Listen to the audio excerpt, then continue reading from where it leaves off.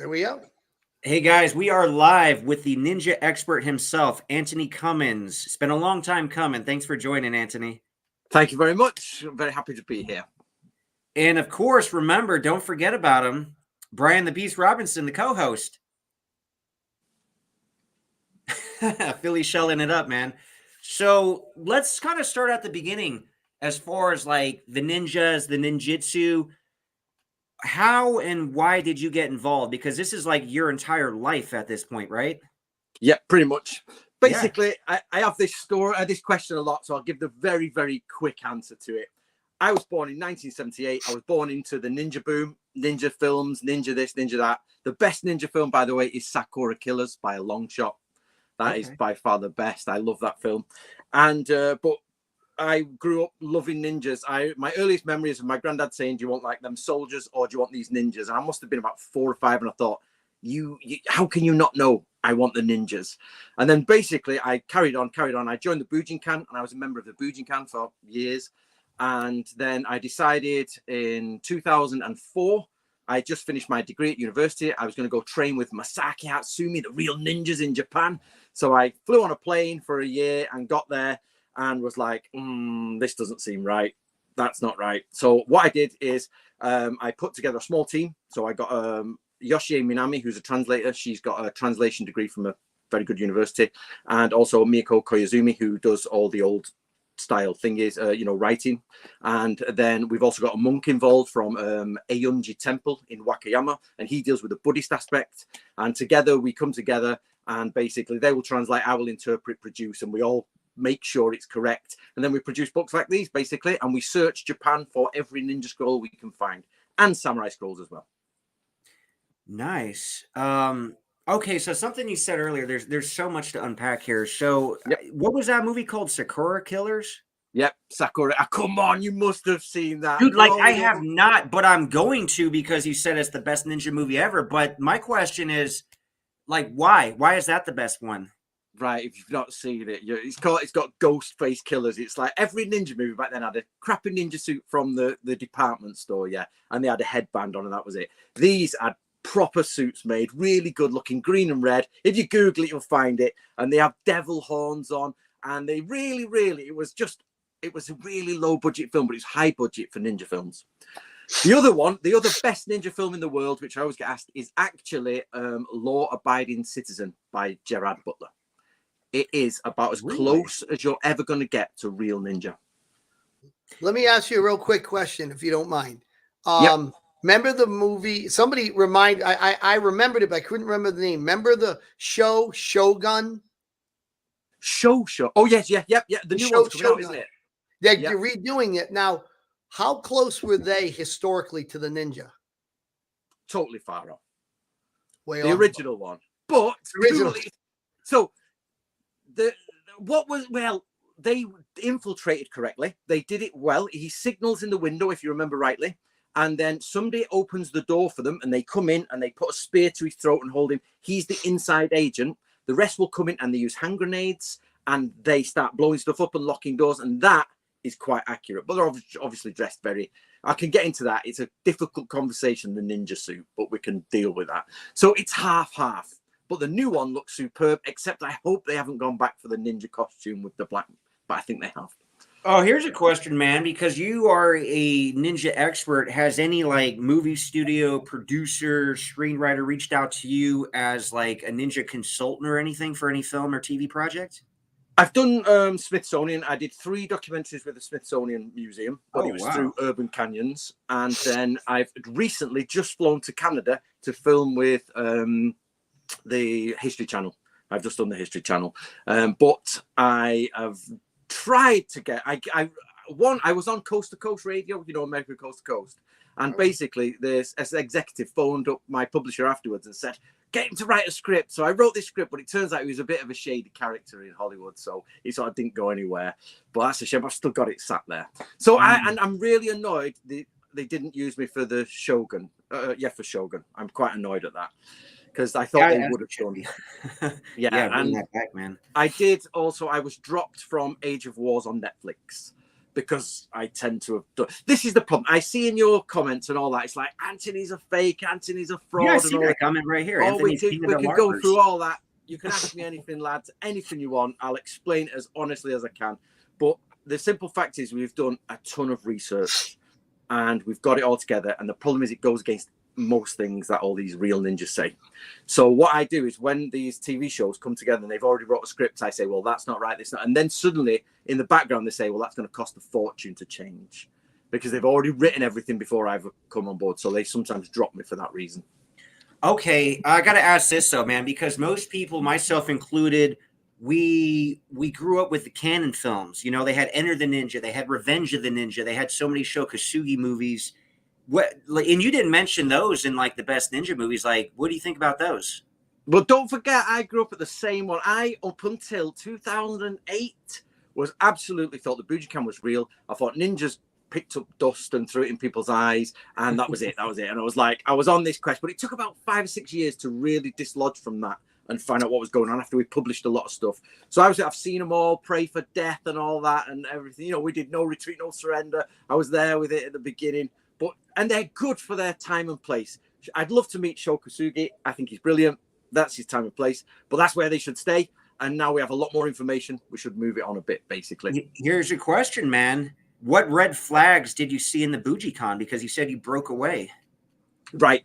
So the main first red flag was I got to the Budokan and I got there and went there and had full attention, intention to train with ninjas. And I opened the door and it was disgusting. It stank. It was sweating. You think, okay, maybe they're all training hard and everything. No, they were totally overweight, totally useless.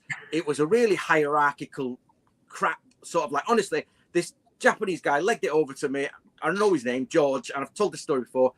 Money, I need your money. Not welcome to the dojo. Would you like a cup of tea? Here's, I've been to many Japanese dojos and they're very, very sort of like, take your shoes off. Please have an interview. But no, money. I was like, oh, okay. So that was the first red flag. I was like, okay. And then when we started publishing the Bansen, sorry, it's in reverse, isn't it? The Bansen Shukai, we started doing Shinobi Hiden. With bit by bit over the years, the publications are coming out, and there was like between 2004 and 2008, the translations were being developed. Sorry, and it was like, yeah, this is not ringing true. And suddenly, it was one sentence that started it, and it was in a Stephen Turnbull history book, and it said. This samurai said, pick your best recruits and train them in ninjutsu. I was like, why would your best samurai recruits who are best fighters be need to train in a different fighting system if they're already the best fighters? I was like, that doesn't make any sense. Then I realized there is no independent ninja fighting style. I've searched for it. Everybody searched for it. The Budokan have searched for it. There is no evidence anywhere in the world of an independent fighting system before about 1960. Nowhere. Can I ask you a question real quick about that?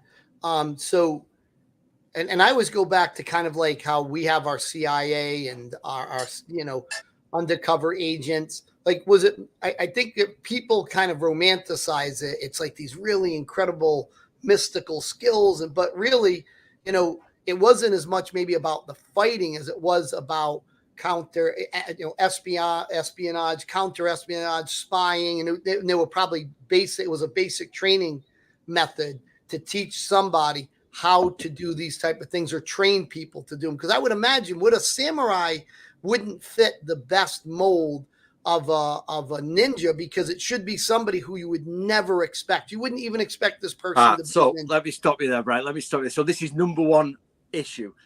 The samurai and the ninja from the same class. They're the same. So basically, the samurai is a class. The ninja is a job. Okay. So you could say, I know in England we have upper, middle, and lower class. So you can say, okay, that man is from the probably middle class, or the knight. Say upper class. Let's say, and he's been knighted by the queen, but his job is a lawyer. Yep. It's the same. A samurai is a class in Japan. It is the warrior class, and they are about 10% of the population, and they rule it. And inside of there, you get astrologers, you get map makers, river crossers, frontline fighters, and you also get spies and espionage agents. They are the ninja. But this is where it gets a bit crazy, because samurai armies are not only full of samurai, they're also full of foot soldiers. In fact, there are more foot soldiers than samurai. So a lot of your ninja will also be from foot soldier class. So actually, ninja is a sub-branch of samurai training. And you mind if I ask? Sorry, David, because I'm really fascinated by this part. So would let's say a samurai ninja then employ people, train them underneath, who is a gardener, a cobbler, like somebody who had a skill. You look at their hands and you would never suspect they look like somebody who's done that type of work, and you would never suspect them. They would be in your castle fixing things. And would they just be an agent, a paid agent, or would they themselves be called a subclass of a ninja?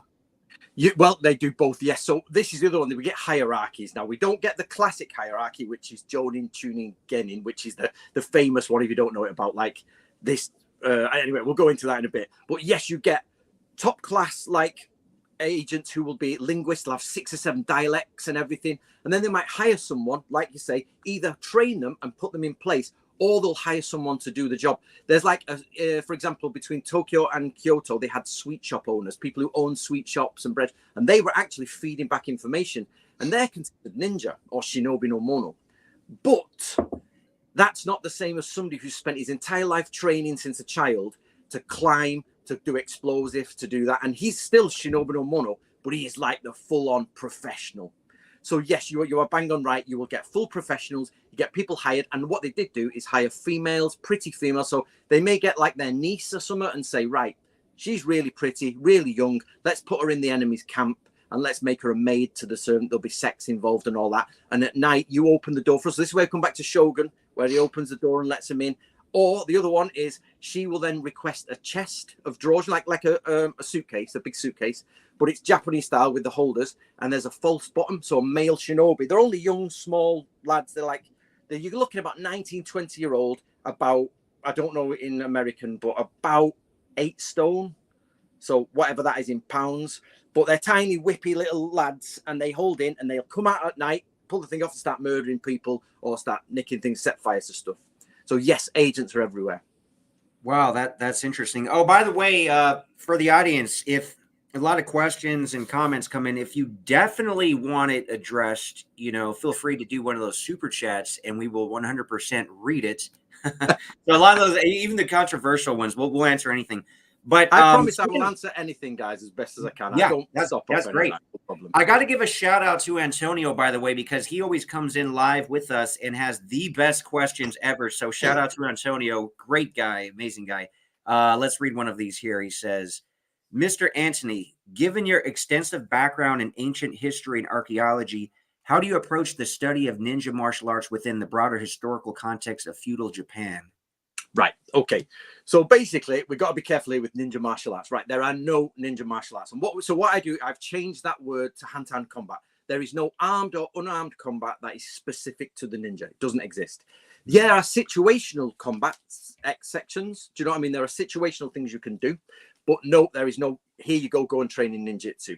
But what we do is we start to study all of the different scrolls that we can.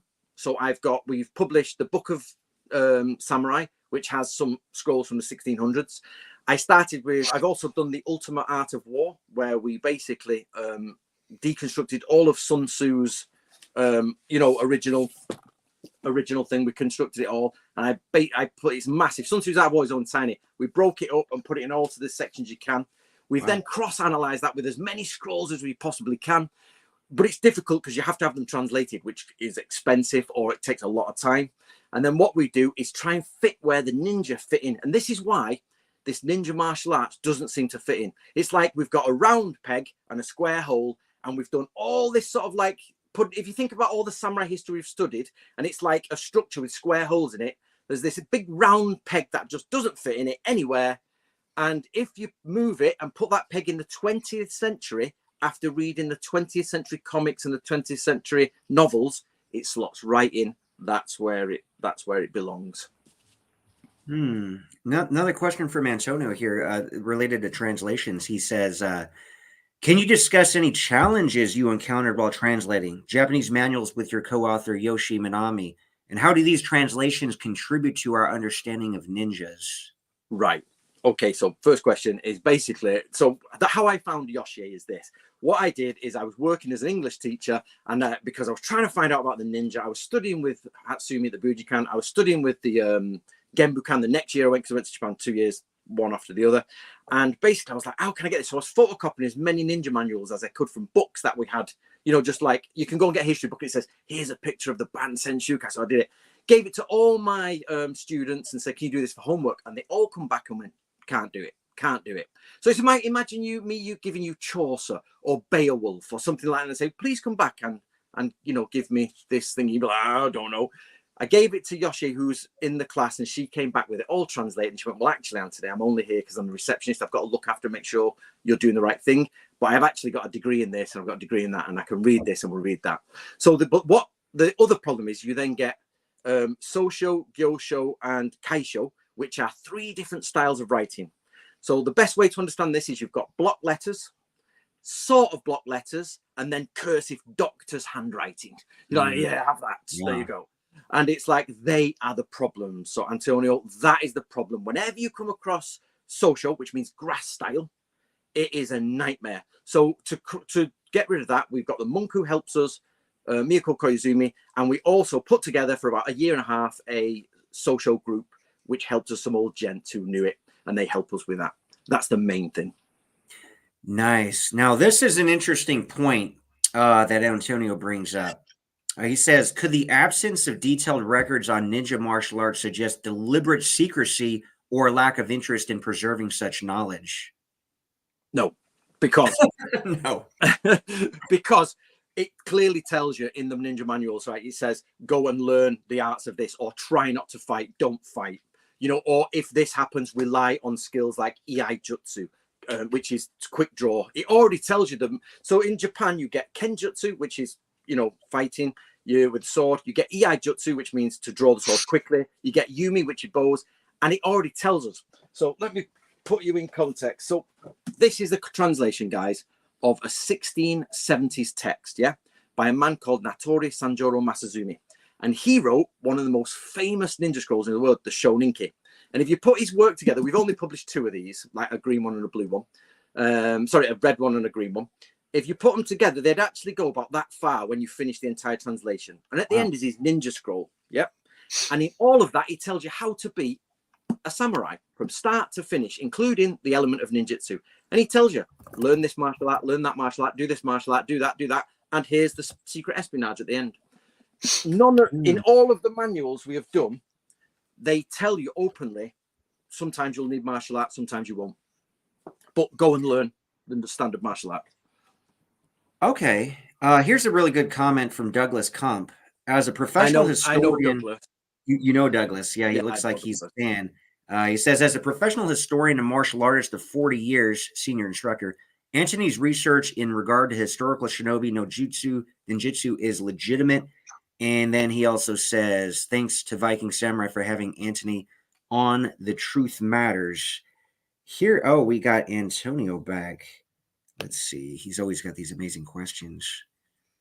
Oh, okay. While historical sources may not directly mention unique ninja martial arts, do you think there could be hidden clues or subtle references within text that hint at specialized techniques?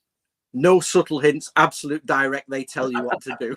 They say. Okay. So, for example, when you want to go into a building, you will take your sword and you will pull the scabbard out as best as you can till it's just 2 inches on the end, and you hold the sword cord and you use it to move around the dark room. And when you hit someone with that cord, with the sword, how can I do it? Like this, basically. You've got your sword and the scabbard like that. When the scabbard hits someone, you drop it and kill them. Or when you go on the side of a door and somebody's going to come through, when somebody's waiting on the other side of a door, if they're on the left, they're going to cut from a certain direction. If they're on the right, they're going to cut from a certain direction. So it says, make your block as you go through this way, or protect yourself as you go through, and then you can move on. There's lots of little bits like that. So, for example, if you're chasing someone down a street, you can actually do an action dive with your sword and cut the back of their Achilles heels, basically, and cut them off so they fall over, and then you can kill them. And we have loads of that sort of so that's what I'm saying, the situational stuff that you can use in ninjutsu. So, now this is where it gets really complicated. The word being a shinobi and engaging in shinobi is a very misty area where it crosses over. So this is a problem. So what you have is, for example, read and reader. Yep. So I am going to read. I am going to swim. But I'm a reader and I'm a swimmer. In Japan, it's not so clear cut. I'm going to shinobi. I am a shinobi. slightly separate things. So Brian could literally go outside, go into his neighbor's garden, break into the house, murder everyone, and say he's a shinobi. But he's never been trained in it, but he's doing it. Or he might have trained all his life in all the best skills and get in there, get in, get out, and do it perfectly and say, I am actually a professional shinobi. It's a language element there. So you mean like assassin? Like it's just the word, like I can become an assassin. It doesn't, there's no direct training for an assassin. It's different all over the world and very subjective. So I could say, well, I'm going to be an assassin. I go to somebody in the mafia. I say, look, I want to assassinate people. Say, all right, there you go. Go do this mission. Yep. So I kill somebody, and now I'm officially call myself an assassin. Yep, that you did an assassination. It's exactly. Or I'm going to be a writer. I wrote a story. There, I'm a writer. Are you any good? Do you know what I mean? But you did it. You did it. So that's the problem we have. So we have, to answer Antonio's question, we have lots of documents that say when working at night, when moving at night, when doing this at night, you do X, Y, and Z. And shinobi work at night. So you sort of like, they can be a crossover between, a blur between the two. Can I ask something? Like Antonio had asked before about some hints towards some other trainings. I mean, would there be, like, for example, let's say somebody becomes very effective at espionage, like they're really good. Now, I don't want my enemy to know that, this is how we're doing it. But the guy's getting older. You want to preserve what they're doing. You also want people to be employed by them. Would there be a secret, like our CIA? We don't know exactly how, the process works. Would they have a training program that was kept secret because things were effective and maybe never saw the light of a book, but was verbally passed down? Is that? Yes, we do have. It's without doubt. So basically, this is those ones where it's the absence of evidence is not the evidence of absence, right? And all that, right? Which the problem is, though, it doesn't always mean because it isn't there, it isn't there. So, for example, last night I got abducted by aliens and they probed me all night. Right. Prove me wrong. Right. I already told you this, mate, and it's there. And so I tell this, I teach, and the aliens taught me something, okay? So I teach it to this is how the Bujinkan works. So the aliens abducted me, they taught me something, and I'm going to tell it to 100,000 people who love aliens. And all the people who love aliens, they're absolutely loving it. And they're giving me money, and I'm saying, yeah, they did this, and this is the secret. Oral transmission. And then 100,000 people say, well, prove it didn't happen. Well, okay, but I can't. I haven't got any way to prove it didn't happen. So you can embellish, right? There's lots of embellishment can come in, because I can just say, well, the master I trained from has passed away, and this is the secret. Now, maybe I didn't train long enough to learn it, but I just start making it up. And then I embellish, I make it more extraordinary. Now I can levitate. Now I can, dematerialize. I know we're caught in there. So, that's the problem. That's how it goes. And the problem with that is when you read everything, and I mean you read as much as you can, that's where you say, okay, let's look. Is there hints at a secret ninja martial art? Can we hint at it? No, because it doesn't quite fit there. It doesn't fit there. So you can never say there wasn't one, but you have to, as a historical research, you have to say, okay, does it fit? And then you look at what they do teach. And then, so what we did with the Bujinkan is we went and checked some of the, so if you don't know, the Bujinkan was started by Takamatsu.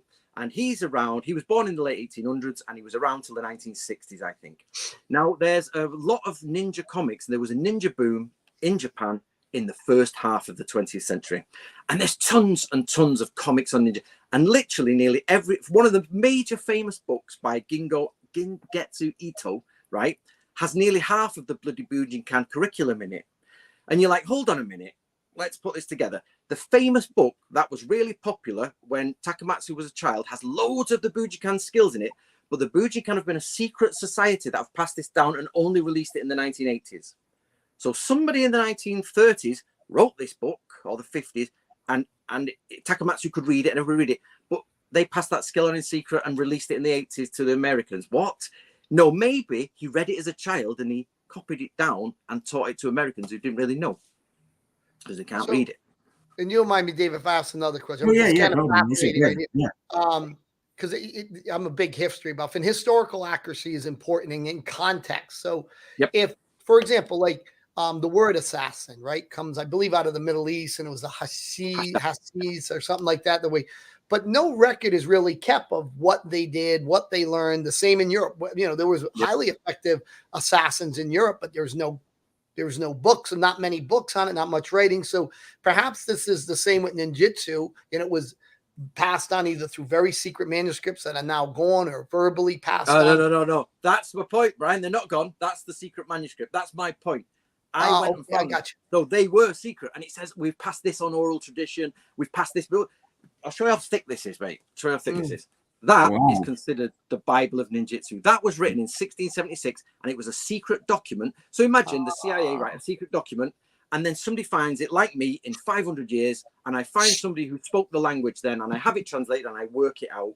So to go back to Antonio's question, one of the problems is, like, do you use the word musketeer or arquebusier? Do you use musket, arquebus, matchlock, sergeant, lieutenant, dragoon, grenadier? You know, which word do you use in all that context? So those documents are there, and we've translated more. Well, put it this way, right? Why on earth did Hatsumi not translate these years ago? The simple fact is they're very difficult, and if you're wrong, you're wrong. You know, you can be wrong.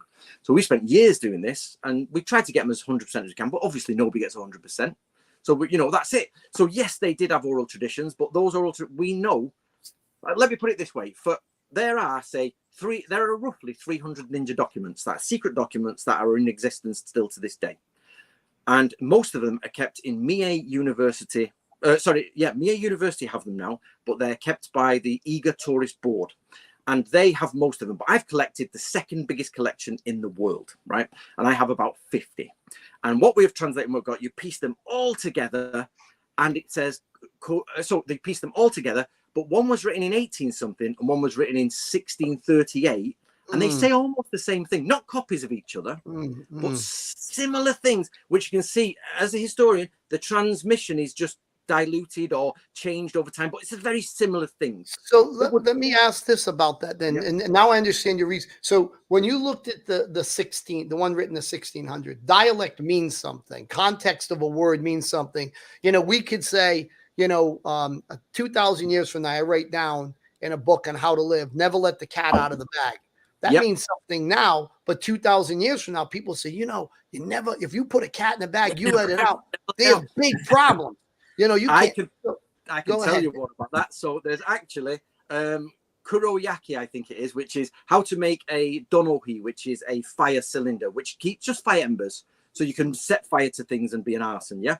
And there's a modern section to it, which means you put a dried lizard in it. In Japan, they had loads of dry a cat, dry a lizard, powder it up and all this. So people translated it as you powder a dried lizard. It's not at all. You roast it in a pot. But it's exactly that. Don't let the cat out of the bag means don't let the secret go. But somebody will put a cat in a bag, and you're like, and the same thing, Japan, they were putting lizards and you're like, no. You've not gone far enough back in the dictionary. So basically, right, there are dictionaries upon dictionaries of that in Japan that go, and they're just big academic dictionaries, and they have them on digital format now, and we just go back and check them all and make sure the kanji fits in the correct one. All right. Okay. Yeah, let's go over this question real quick. Your opinion. Do you think Hatsumi Sensei believed what he is teaching is legitimate Ninpo Taijutsu, or do you think he was maybe hoodwinked by Takamatsu Sensei? Right, so this is the big question. Takamatsu, in my opinion, and again, from all the research done, made it up. Yeah, made it up, because he also said he defeated 2 professional sumo wrestlers by himself, and he also said he defeated a gang of about 50 gangsters on a bridge by himself. Okay, but the newspaper article which told everybody this was burnt in the war. He said, "Oh, never mind. If you think I'm lying, this is directly from a Bunyan book on the autobiography of Takamatsu. Right? He's clearly a liar. Right? He's clearly a liar. So Hatsumi may have believed it at the beginning, but I genuinely don't think Hatsumi believes it now. He's done enough research. In fact, you can, if you read through between the lines on Hatsumi's books from the 80s, you can see he's starting to backtrack some of the things Takamatsu is saying. Like, for example, there is, in their lineage, there's a very famous, a Japanese famous comic character. So in their lineage, which claims to be medieval, he's got a comic character. It's like me saying Wolverine is in my lineage, like it's like that bad. And then he started backtracking and saying, oh, he did it for a joke, or he did it as a lesson. Let's learn a lesson from what Takamatsu said. So I clearly think he knows the score. And the only person, and I know you might appreciate this. The only person who was hoodwinked and shouldn't feel ashamed about it was Stephen Hayes. That is why I wanted to come on with Stephen Hayes, okay? Because he went there without speaking Japanese or as little as you were the same as me, just and he was told about it. And why wouldn't we all believed? Everyone in the world believes it. So he was the first to believe it, okay? Well, you know, just turn around and go, okay, I believed it. Now, there are some truth in it. The Budokan hold some truth and some original lineages of non-ninja stuff. So Stephen Hayes could easily turn around and say, listen, guys, I believed it, but let's go forward. Yeah, Stephen Hayes has an amazing story, and he shared that on my channel. You know, he's like the real who I consider the real American ninja. And you know, if you think he got hoodwinked by Hatsumi, that's interesting, and that very well may be the case. But he also, and I don't know the reason behind it, but he also broke away from the Budokan because he does his Toshindo now, or he's been doing that for a while. So. You know, it seems like a lot of people who get involved with Budokan kind of break away and do their own thing, which is also what you do. So that's interesting. Hey, let me ask you this. This was a question I got in the community post on YouTube. Yep. And the guy wanted to know, he said, it'd be really interesting that you ask him, which is you, about Junichi Kawakami. Junichi Kawakami, the only person recognized as a ninjutsu master in Japan. Right, let's break this one down. Is he recognized as a ninjutsu master by whom? So, right, what they mean by that, because they play around this very carefully in Japan. So I was doing this research from 2004, right? But I started publishing about 2011, somewhere around there, a bit before that. And a few years later, Mie University started doing it, and they are a set of proper researchers, professors and everything started doing it, but they were hired by the Eager Tourist Board. So let's think where the money comes from, right? The Ninja Tourist Board hired ninja professionals, so most of what comes out of there actually has a lot of commercial sort of stuff in it, and Junichi Kawakami is in with that lot. So they never directly say he is the last real ninja, they never say it, but they always talk about him as a researcher and knowledgeable, and it isn't not said and isn't said, and he does talk about it himself, but the university don't openly talk about it, not that I've seen anyway. So it's one of those, if we both don't talk about it, we'll like pretend it's not there. But I have met Junichi Kawakami. He bought me dinner last time I was in Japan. He's a very nice man, and he knows a lot about ninjutsu, a lot. I am not going to say everything he says is true, because I sometimes feel it's a bit dubious, but he has access to more records than I do.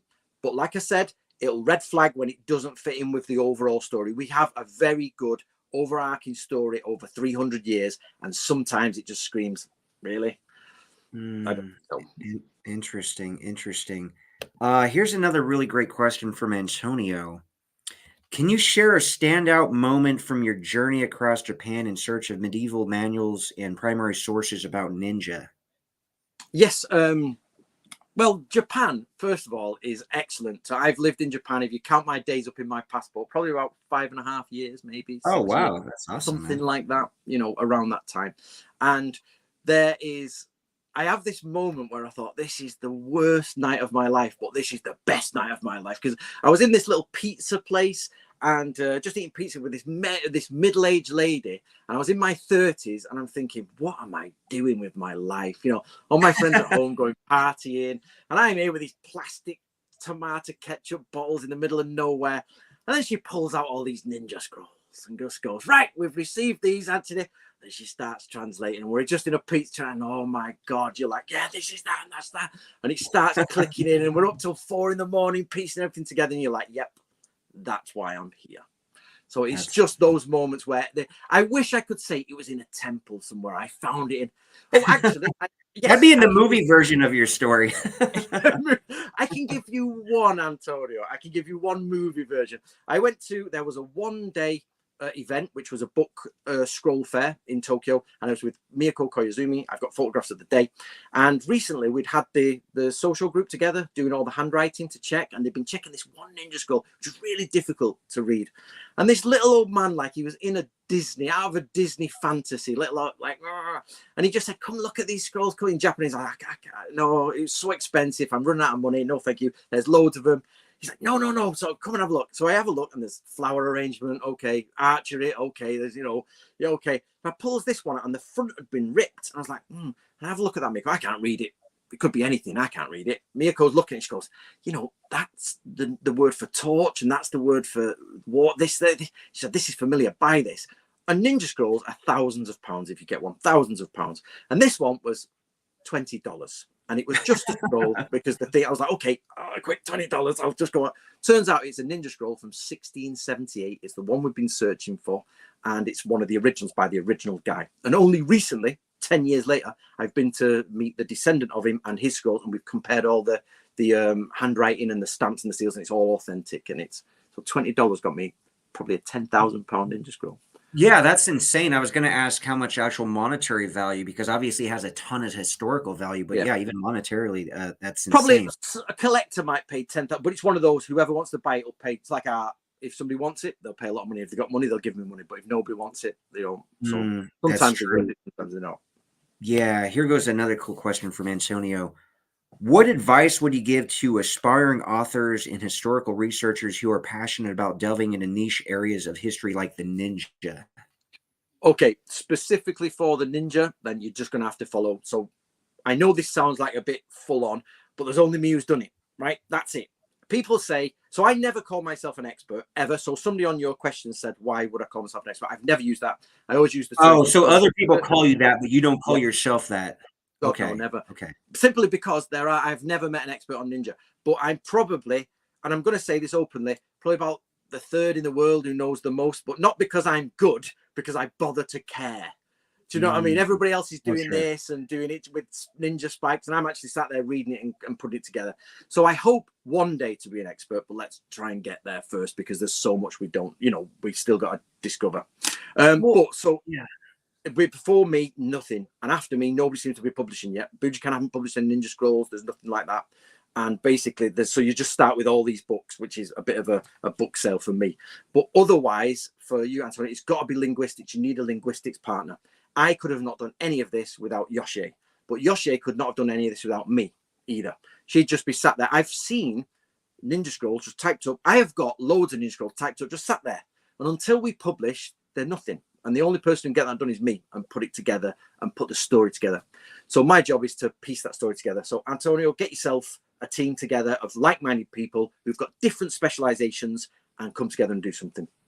The thing that I was going to ask, because I know you got really great translators at part of your team, which is important, obviously. Did you ever try to learn Japanese yourself? Because maybe that would even help the understanding more so from your perspective. Yeah, I know. I can speak a little bit of Japanese. Like, I'm not, I can, when I'm listening to a conversation, I'm like, okay, they're speaking about this, they're speaking about that. But it's like whenever you learn any language, they direct at you and they start asking you all this, you're like, oh, conjugate the verb in which form? I have no idea, so it sort of stops. But I can get myself around the various bits, and I am studying Japanese. But the simple fact is, it would take a Westerner. I know so let me put it this way. Yoshi has said in all of Japan, in all of the Westerners who speak Japanese, there is something like only 5 or 4 who speak better Japanese than the average Japanese person. So they have studied the language so much in depth that they can go back to historical scrolls and do it. But they are being paid by university to do that full time, and they, what they do, Whereas I've got to fund our project, so we've got to get the books out. Yeah, for sure. Yeah. That makes sense. Oh, here's a cool question. Anthony, how do people who practice ninjutsu identify themselves as, since you have said shinobi no longer exist? Right, that is the big problem between me and the Bujinkan. So this is the issue. I am saying I was a Bujinkan member. I went to see Atsumi. I did it all. I've got all the belts and all this sort of stuff. And I was like, right, there you are. But then it's like, hold on, this isn't real. So what do I do? So I just went, okay, I'm going to find out what the real ninja is and go and learn it. Everybody else seems to be stuck. They're like, well, what do I call? So I'm saying that is not ninjutsu, and they're saying that is ninjutsu. There's no way to sort of grey area it. No, it's not. Yes, it is. That's why the problem with Stephen Hayes was like, we're only just going to say, yes, it is, no, it's not. So that's why I say, let's go around that and do something different. But so most of them now do one of two things. They say, I hate you, Anthony. You're an idiot. You don't know what you're talking about. You're an idiot. You know, you're useless. And they just use insults. They never come up with any structured thingy. And the other one is they say, well, I understand, Anthony. I'm going to believe Hatsumi and follow your way as well. Or they'll say, I know that's fake, but I enjoy it. And that is the best answer you get. It's fake, Anthony, but I enjoy it. Okay. Let me be clear, though. Let me be clear. I don't mean the martial arts is not reliable. I mean, it is not historically identifiable. I have met many hard people in the Bujinkan, many people who would break your legs for you and give you a good kick in, but because they're pretty hard men anyway. Sure. And whether they make that martial art work, that's up to them. But it never had, you know, and even so, and the parts of the martial arts they do did exist in old Japan. But if you did that in old Japan, they say, yeah, okay, you're doing a bit of what's called yawara or kumiuchi, which is now the word jujitsu. Okay. Here's a question then. Do you think anybody today should identify as a ninja? Like, let's say you're a Bujikan high-level dude or some other training.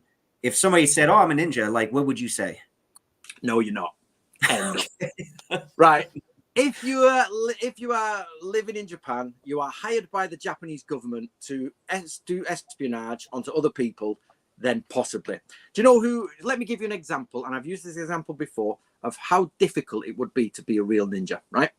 So you're in America, guys. You're in America, aren't you? You're not Canada or anything like that. No, hell no. Right, God, no. So it'd be like, right, getting somebody who's Hispanic or somebody who's Spanish looking, sending them to South America to infiltrate the cartels, to go right into the middle of the cartels, learn their dialect, have a background, have a reality, get to the top, kill the boss, get out, or burn the place down, or nick all the secrets and take it out. And do that and be happy with it. Are you doing that, mate? No. Then you're like, how many houses did you burn down last week? None. You're not a ninja. Get over it. Okay.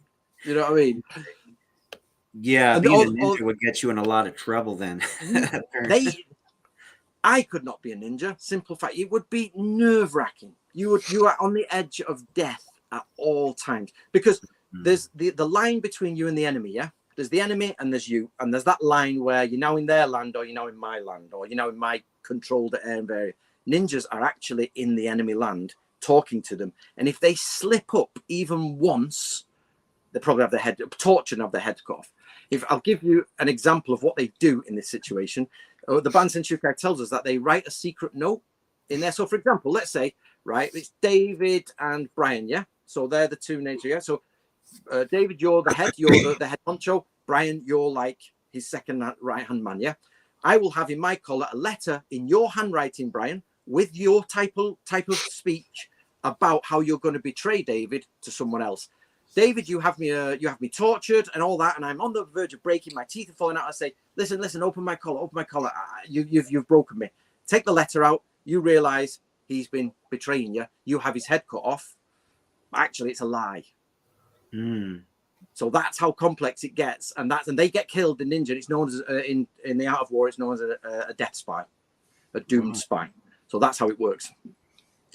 Yeah, that's interesting. Okay, so let's get your opinion on some other ninjas. So we, of course, talked about Stephen Hayes. Yep. What are your thoughts about Ashita Kim? I like Ashita Kim. I get a Christmas card off Ashita Kim every year, and he's all right. But yes, I'm going to be honest with you. All of them, every ninja master out there who says there's a ninja, I've changed my word. I used to call them fakes, but I don't do that anymore because it really gets their back up. So I call them claimants. I say every single one is a claimant. Hatsumi, Takamatsu, Ashita Kim, Frank Dux. So if you're a claimant in something, prove it. So that's all I say. So there is, but I will be honest, out of all of them, I talk to Krista Jacobson all the time. Every day I talk to Krista. I do loads. And it's like, I don't believe any of them have been passed down real ninjutsu. And they get angry when I say that. But the simple fact is I don't believe it because you've not convinced me. I will believe it when you convince me of it. And you'll only do that with proof. So can I ask you a question about that? What would make somebody a legit? So if they're a ninja, what would they, because I imagine they follow the same manuscripts you do. They practice all these things. What would have to then, like, what makes somebody a karateka? Like, what makes somebody a kung fu artist? Like, What would make somebody you to say, okay, even though they practice all this stuff, they're not a real ninja? What would make them a real ninja? Well, or to be descent. So this is, as I say, to be a real ninja, you would have to be working for the government in Japan in 1868. But so because they disbanded, everything was disbanded, and they took on European styles.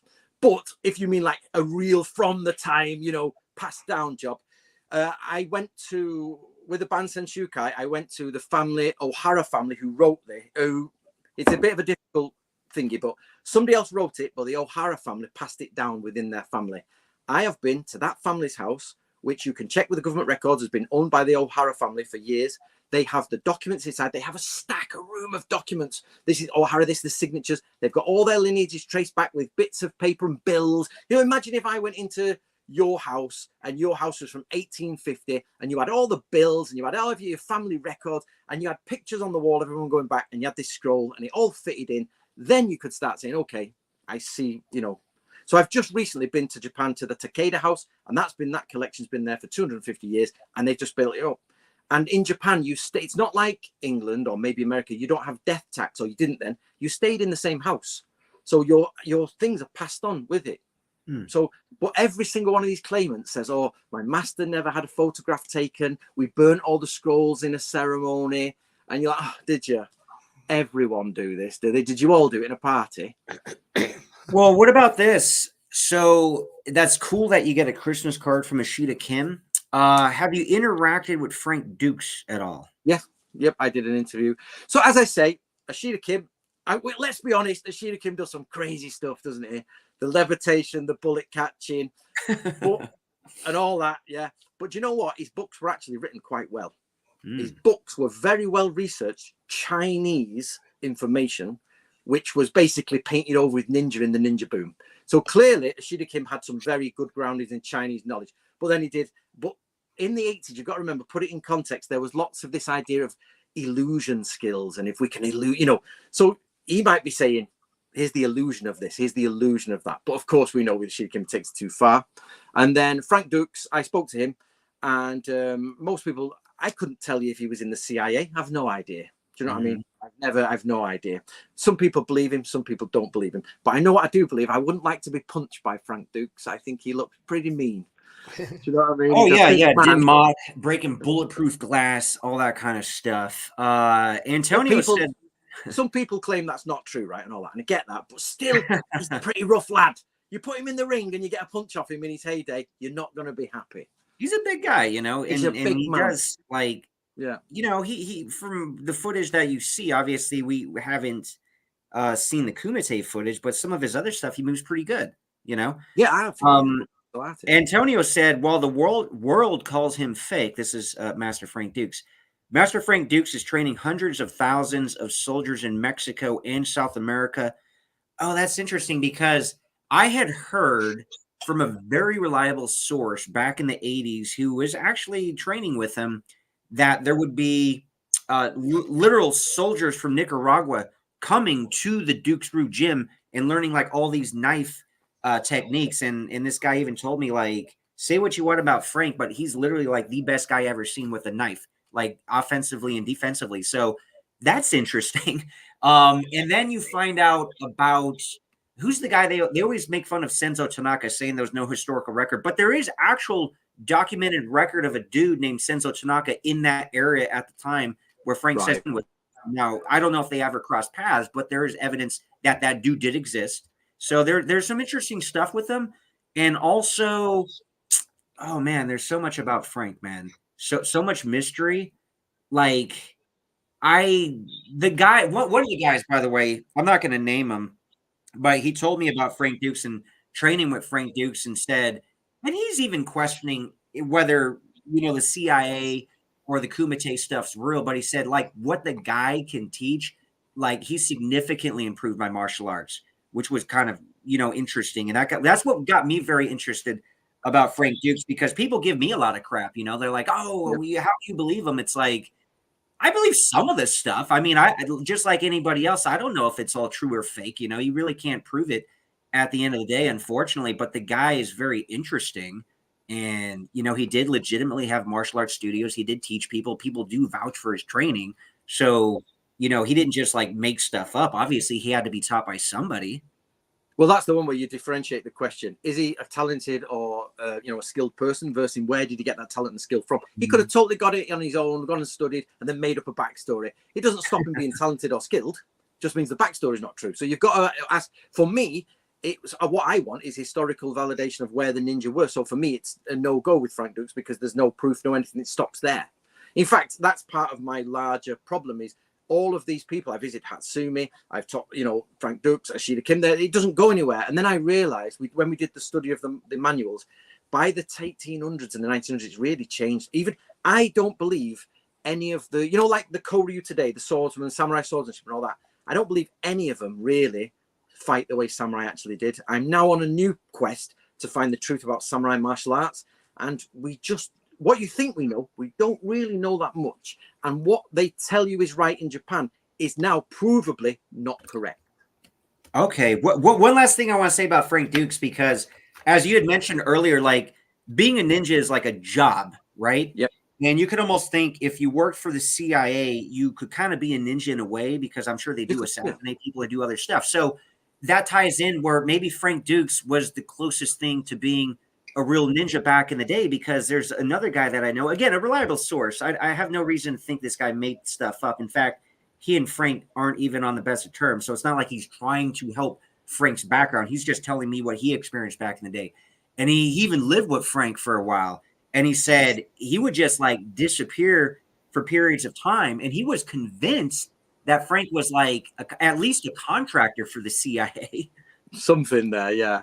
Yeah. I've got a friend. Well, I don't see him anymore, but he was kidnap and rescue, and he used to just bugger off for 3 or 4 weeks and go into the Middle East and do all sorts of stuff. And then he had to learn to fly a helicopter, and then he sort of like took me around on his helicopter and stuff like that. But I've met quite a few people who do that. They bugger off for a few weeks, come back. They seem to have a lot of money in the bank account. You can always tell a fake when they don't have a lot of money. They say, I go away and do this and that. But the ones who are real come back with wads of cash. Stuff they've put, through bad channels and all sorts. That's a good point. Here's somebody I want to ask you about. One last guy here. This is kind of a cool comment somebody left. They wanted your opinion on Steven Seagal, because this guy said, Seagal said there were no ninjas right in the ninja craze peak. So back in the 80s, he was already saying there's no ninjas. Steven Seagal is also a scholar. I've had conversations with Seagal. He's definitely a martial arts historian. Fascinated talking to him when it comes to martial arts. So what's your opinion on Steven Seagal? Well, first of all, I don't know why Steven Seagal has not messaged me about the video I made about him. It's my highest ranking video. It's 2 million views. Oh, really? Steven Seagal, yeah. I gotta watch this video. Yeah, it's only this video. This is like years ago, like 12 years ago. I mean, I'll send it to him, man.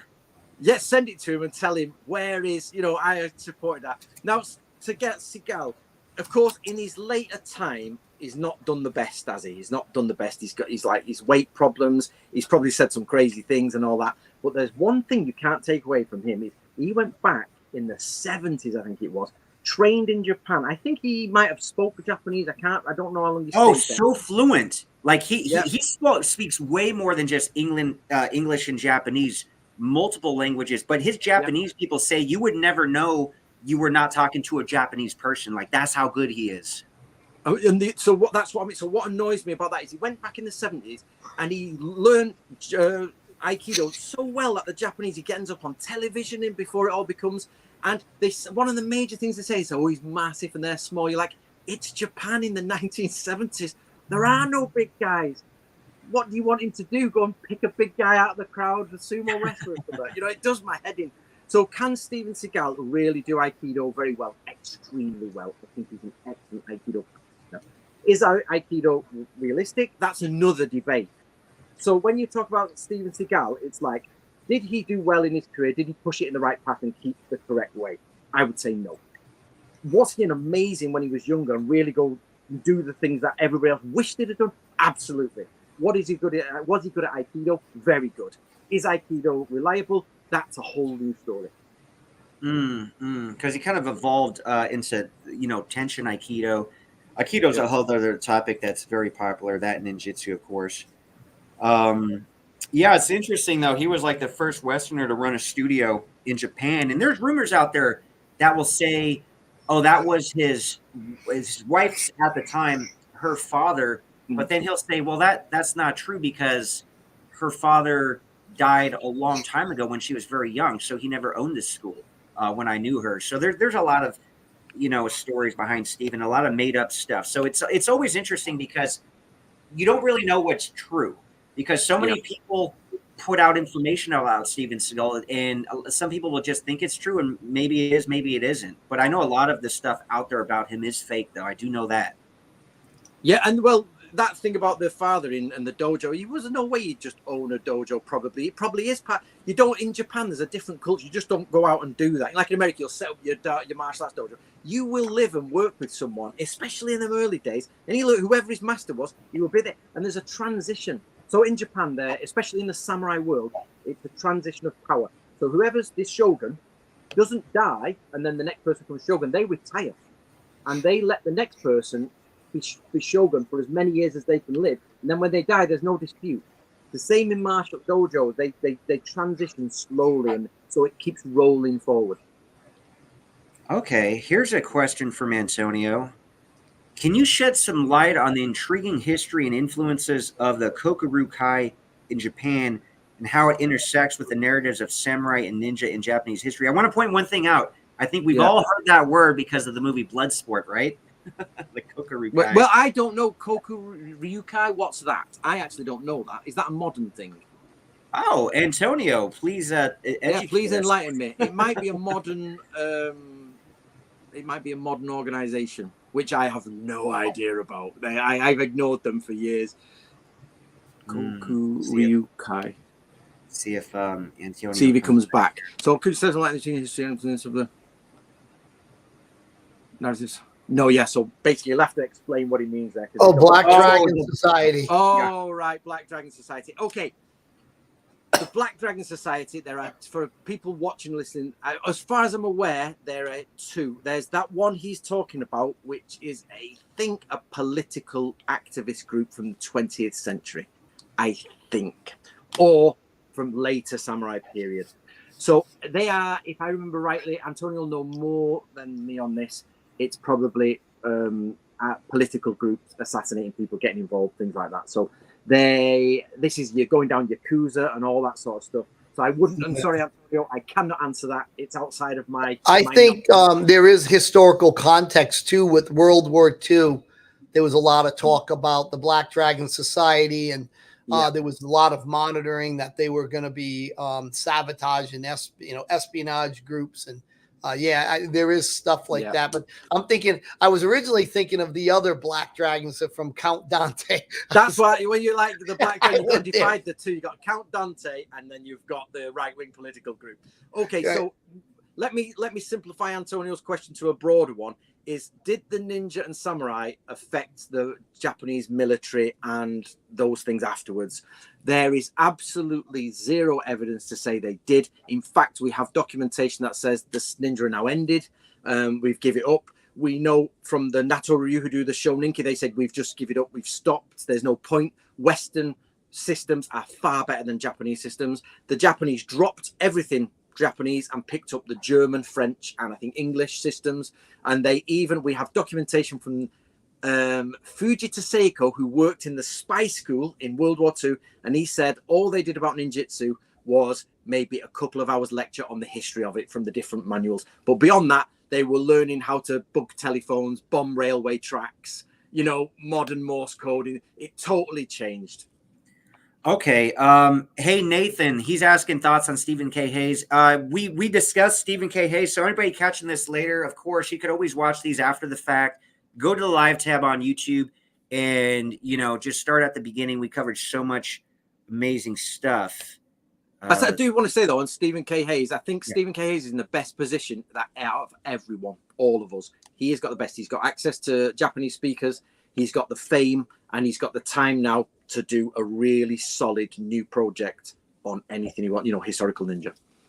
Speaking of which, and I've seen him posting this on Facebook because I follow all of his posts, and he started, or if he hasn't started, I know he's starting his own podcast. So he'll probably really go deep in a lot of this stuff, which is really cool. Let's see. Oh, Hey, right. let's talk about. Well, let's answer this one. Stephen Hayes is rich. Yes, he is. Because, and I'm not. Do you know why? Because I wasn't writing ninja manuals in the 1980s. If Stephen Hayes had got the Bansen Chukai translated in the 80s, he'd have been even richer. And if I was there at the time reading his books, but too young. And now, so this is the other thing, what really annoys me, and the Bujikana part to blame to this, well, not wholly to blame, let's be honest, is they have made the ninja ridiculous. So their martial arts have now made the ninja ridiculous, and everybody says, "Oh, they can't, they're horrible, ninjas crap." And now nobody's interested in samurai. But I'll tell you one thing: if you meet a real samurai, you would be horrified at what they do. They are. You wouldn't want to meet a terrorist today, yeah? You would never want to meet a samurai. They would be horrific. You remind me, real quick. There's something I want to ask you when we're done. It's a little off the ninja topic, but once we're done, I want to ask you something because you're a history buff. Of Japanese history buff. So I have one question. I'm curious as to how you'd answer it.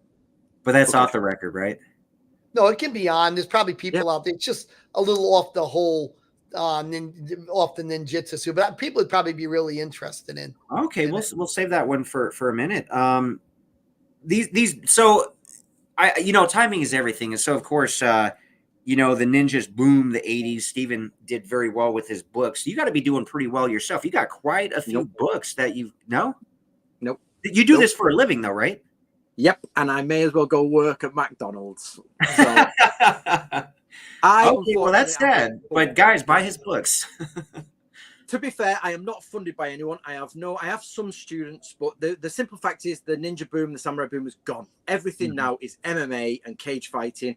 And when people do come to me, they go, "Anthony, teach me about the ninja." And I'm like, "Well, here you go." And I teach them how to track the stars, how to, smell out poisons or check poison. And they're like, "What do I do with that?" And then after 5 minutes, they're like, "Okay, I'm going to the MMA class." So Yoshi has to work full time. I luckily don't have to work full time, but I just scrape in a living. And everybody thinks I'm a millionaire because we did the Bansen Shukai and everything. But please buy the books. It would be nice. Now, where can people get these? But the Miyamoto Musashi, let's talk about. Basically, Amazon is the best place, guys. Leave me a review. Get them on Amazon. Don't worry about it. You get it cheap. So it's best for you, because you get it cheaper from Amazon, and I get pretty much the similar price at this end. So don't worry about it. Just go and get it from Amazon wherever it's cheap for you. Okay. Yeah, let's talk about Miyamoto Musashi. Right. So did you know? So nobody knows how the samurai fought. There is no record anywhere of how the samurai fought, a realistic record, before about the year 1600 and around there, maybe a bit later. For almost half of samurai times, we have no idea how they fought. And Miyamoto Musashi says, and he writes in 1643, nobody fights like we used to. Everything's changed. And he's not the only one. He says everybody, the samurai have changed how they fight, because that year 1600 is the divide between the warring period and the peaceful period. Yep. And he says everybody now doesn't fight properly. It's showboating, and that's all they do. Okay. Hey, Brian, what was that? You got me curious, man. That question. All right. I'm going to share the screen here. I got to show you a picture, and then I want to get your. I must admit, I don't know a lot of Japanese history, modern, but I'll try.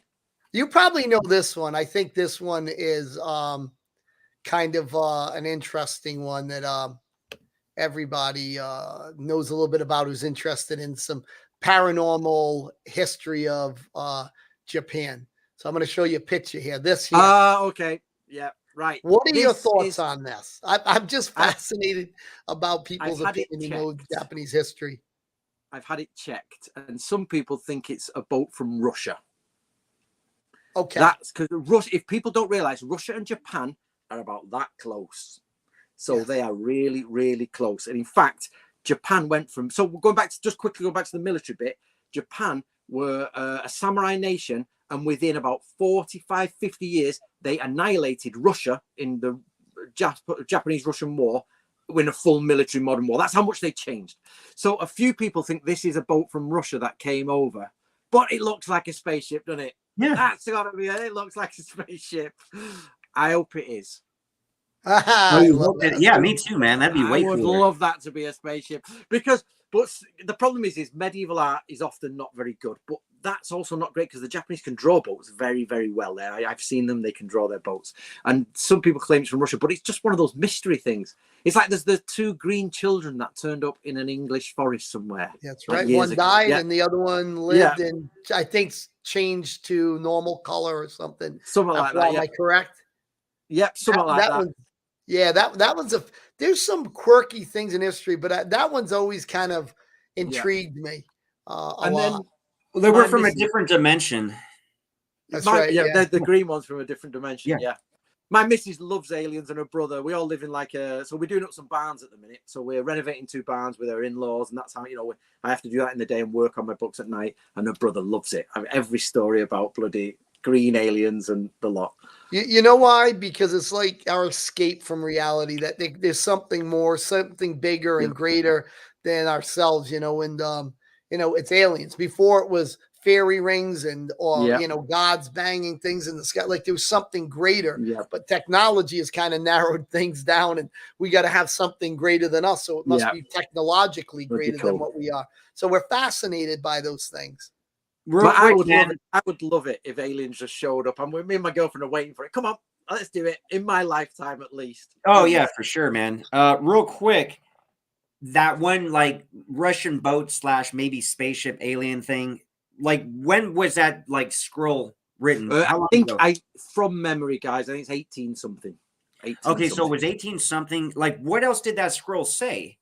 That would lead you to believe it was a Russian basically ship. It's a boat that arrives. They say something like, this is totally from memory, guys. Boat arrives, a strange woman gets out, and I think she sets off again somewhere, or whether she integrates, I can't remember.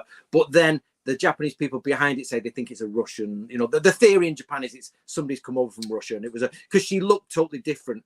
But again, they know what Russians look like. So this is the other thing. Everybody says Japan was isolated. It wasn't. That's a total lie. It was integrated with all of the world. It was doing a lot of trading. Yeah. There was a lot of trading going on between. So they knew. And the other thing, she had a box that she carried with her that she wouldn't let anybody see. And then she spoke a language none of them are familiar with.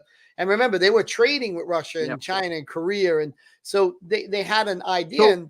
They're not trading at that time, but they had been trading. Then they isolate, but they're still trading with one person. But you are right. What a lot of people don't know here is the Japanese continue to do languages, different like Dutch language and Portuguese language and all this to try to keep the trade up. So they had specialists in these languages and things like that. Real quick though, like was she by herself? That seems really weird if it was just a lady by herself. And then she must have been highly sought after by Japanese men just because she's so unique and different. I'll have my own theory. Yeah, I'll just claim it as part of and she was a Viking, and that's how I became Viking samurai, the bloodline. She went there to you Japan, go, and there you go. And you ask anyone to disprove you and tell them it's oral tradition. I'm going with it, man. I'm gonna start posting that scroll on websites and stuff. 1803, by the way. 1803. 1803. Okay. I'm ancestored from that lineage. Anyway, so did you ever come across Greg Park? Did you ever come across Greg Park? Ray Park? You mean Darth Maul? No, Greg Park. Oh, Greg Park. Who's Greg Park? He's called Chosen Ninja, and he claims that he's Korean, from a descendant of a ninja. He's disappeared in the last 5-6 years. Some people think he's dead, but some people think he's still alive. But he has a big YouTube following, like 10 years ago. But he claims exactly that is Korea. And the Japanese did go to Korea. In fact, the Japanese took, I think, and don't quote me here, but I think it's the largest medieval invasion force there's ever been. They went from Japan to Korea in about 1596, 1594, something like that, and they annihilated the Koreans, cut their heads off, cut their noses off, ripped everything, just trounced them. And he claims to be a descendant from those times. So he's a Korean ninja, basically. Yeah. Wow. Okay, and then he disappeared. Yeah. Then he just went off the internet. I don't know why. After talking to me, usually after people talk to me, they disappear. They're like, "Oh God, can't be bothered." Yeah, that's funny, man. Hey, so you actually teach like your own form of martial art. I don't know if you call it ninjutsu, but you do teach people, right? Right. So what happened was this: is I started doing. went in the Bujinkan and I was doing it. I wanted to get there. And I suddenly got the question. Sorry, I developed the question. What did the samurai and ninja really do? Okay, what did they really do? That's my only question. So then it was like, I was trying to do it in lectures and thinking, and people are not interested, and they like to be in martial arts club. And I'm too. I'm not, I enjoy the martial art and doing that. So what I did is this is why I picked the Book of Samurai, which is the only series of scrolls that is really direct and complete. Most samurai scrolls are very esoteric and there's bits missing. That's about as complete as you get. And we're trying to publish them all as we go along. So I asked the original family, the Japanese family, we found their graves, we found everything. I said, can we please have permission to bring this school back? It's not a continuation, and we never claimed continuation. Can we please resurrect it? They said, yes, with our blessing. The monk gave us their blessing, and I use it as an educational platform to teach people samurai ways, including martial arts, which I don't know them. We are developing them as we translate the scrolls. Okay, that's cool. Shout out to Haywood Jablomi for the $2 Canadian. Thanks, man. He said, I mentioned Chosen Dean Totomo earlier. Cool. Awesome. So basically, Dean is a guy. Dean was a massive Bujinkan person who sort of like not critic. He was in the Bujinkan and he used to go against me loads. He went against Krista and he just disappeared. Him, Greg Pike, both just get off the internet. But I think Dean, his job took him off because he became a lifeguard or something, or Coast Guard. So I think he had to tone it down. Okay. Ghost of Yoshimitsu said, Jason, Anthony thinks he may have passed away. Oh, okay. So he's talking to this other guy, Jason Wong, who said, what do you think happened to Chosen Ninja? Okay. So you think he passed away. Oh, right. Yeah. This bloody new Netflix series. I'm really annoyed at this. So Shogun looked really good. Shogun looks good. I'm actually speaking to one of the advisors and I've spoken to them before and they're very good. They live in Japan and they're French, but they're brilliant. I think I've been told that this Netflix series has been done by Mie University. And oh my God, you guys might like it because it's proper cheesy 80s. It's about as 80s as you're going to get. But I'm like, let's move on a bit and we can still make it fantasy. You can still change everything up, but let's at least do something a bit, cool, make it real ninja. But all they've done is put them in black jackets with black masks and they do some flips and then they use their swords and all their ninjas and they'll throw some shit. So there's been no growth from there. Yeah, it's interesting because like a younger generation, that might be their first exposure to ninjas and just get that perception of like that's where they were historically because that's all they've seen and they see it on TV. Yeah. So I guess it almost sounds like, in your opinion, it kind of sets the historical ninja, world backwards. Oh, I made a video about this the other day. Let's ask Shogo. He's a big channel. I think Kyoto University were doing some ninja stuff. It's total nonsense. There's no documentation for that anywhere in the world, and they have put it up.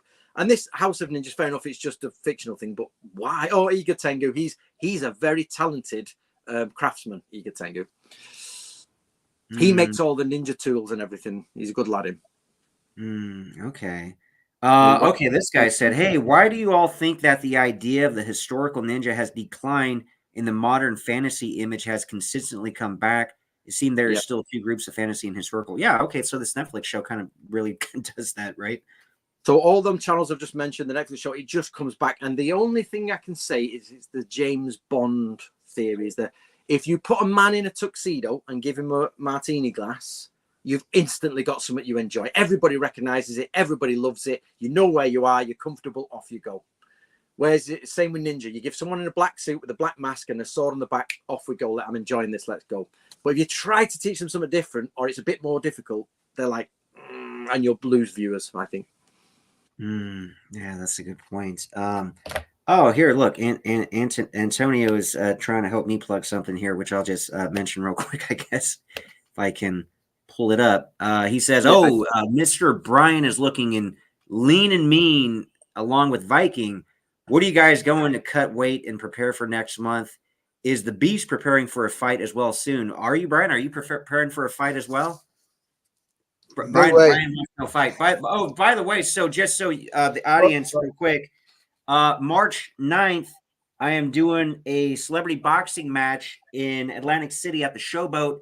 You guys got to check it out. You should stream that, Anthony, and cheer me on.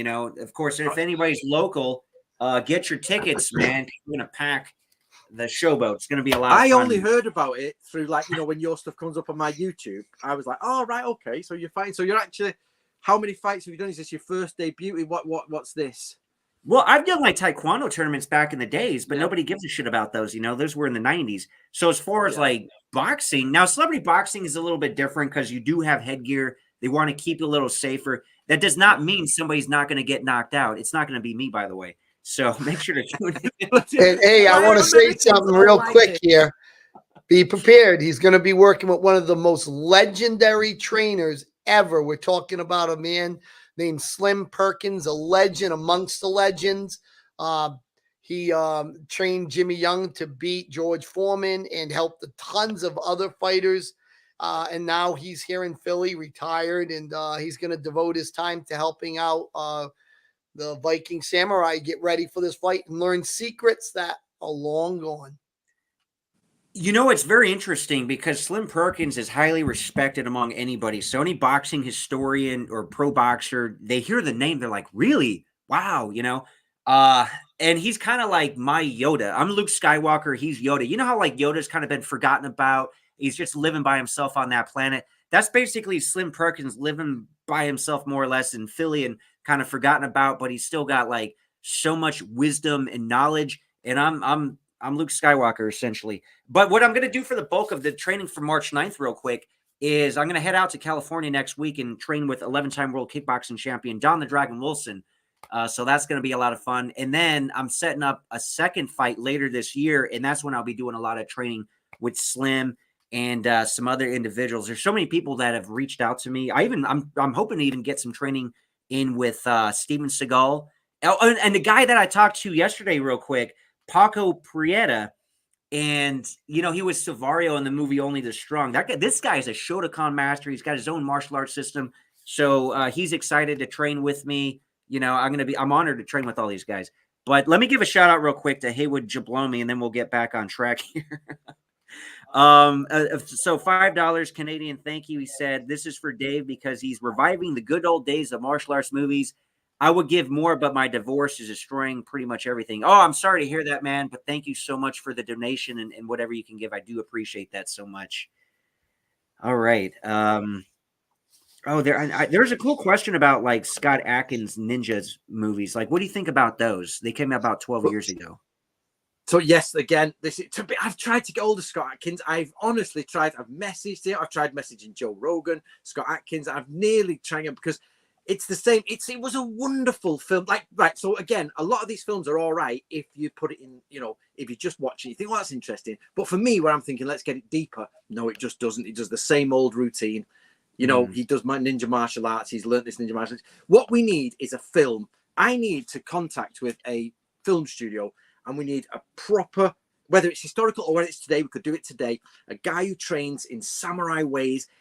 The training is brutal, hard. He's a killer. He's awesome. But then he goes deeper into espionage, psychology, explosives, and really pushes. So sometimes you see him working as a samurai. Then he switches to the darker side. And there's also a lot of magic. People don't realize Japanese samurai is full of magic, full of ritual magic. So, for example, when a ninja goes in to infiltrate in one school, they would pick up a pit viper, a venomous snake that will kill you.